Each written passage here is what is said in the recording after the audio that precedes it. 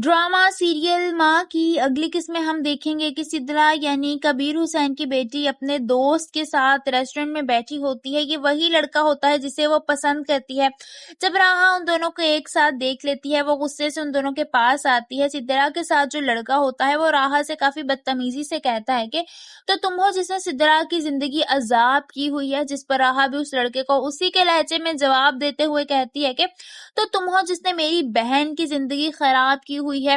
वहीं सिद्रा राहा को काफी मना करती है, मगर राहा उसकी एक बात नहीं सुनती और उस लड़के को अच्छी खासी बातें सुनाती है और सिद्रा को लेकर घर चली जाती है। सिद्रा घर तो चली जाती है, मगर वो घर जाकर बहुत ज्यादा गुस्सा होती है। नरमीन यानी सिद्रा की माँ भी वहीं मौजूद होती है। सिद्रा राहा को खूब बातें सुनाती है और कहती है कि वो लड़का मेरे साथ सीरियस है, जिस पर राहा उसे कहती है कि अगर वो तुमसे शादी करना चाहता है तो उसे कहो न कि शराफत से रिश्ता भेजे, कोर्ट मैरिज का क्यों कह रहा है। यह सुनकर नरमीन बेगम भी हैरान रह जाती हैं कि उनकी बेटी कोर्ट मैरिज करने का सोच रही थी।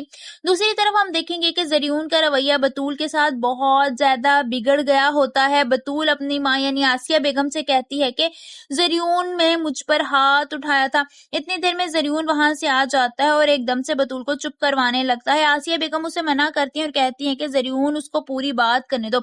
जरीउन काफी बदतमीजी से आसिया बेगम को कहता है कि आप बीच में ना बोले, मैं अपनी बीवी से बात कर रहा हूँ ना, और कब हाथ उठाया है मैंने तुम पर। बतूल ये बात सुनकर कंफ्यूज हो जाती है। उसे डर होता है कि जरीउन फिर से उस पर हाथ ना उठाए और अगर उसने सच कह दिया तो वो उसको फिर से घर से निकल जाने का ना कह दे। वो खामोश हो जाती है, मगर आसिया बेगम समझ जाती हैं कि उनकी बेटी खुश नहीं है।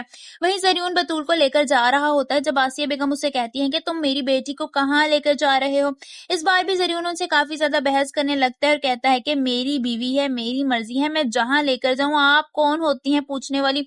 और तुम बताओ बतूल, तुम्हें यहाँ रहना है कि मेरे साथ चलना है। बतूल को कुछ समझ नहीं आ रहा होता कि वो क्या करे। दूसरी तरफ हम देखेंगे कि नरमीन और सिद्रा दोनों आपस में बातें कर रही होती हैं, जहाँ सिद्रा नरमीन से कहती है कि दादी को धक्का मैंने जानबूझकर नहीं दिया था, मगर उन्हें मरने के लिए आपने छोड़ दिया था। ये सारा सच राहा सुन लेती है। वो हैरान परेशान रह जाती है कि दोनों माँ बेटी इस हद तक जा सकती हैं। आप सबको क्या लगता है, क्या राहा ये सच कबीर हुसैन यानी अपने बाप को बता देगी? कमेंट्स में अपनी राय का इजहार जरूर कीजिए।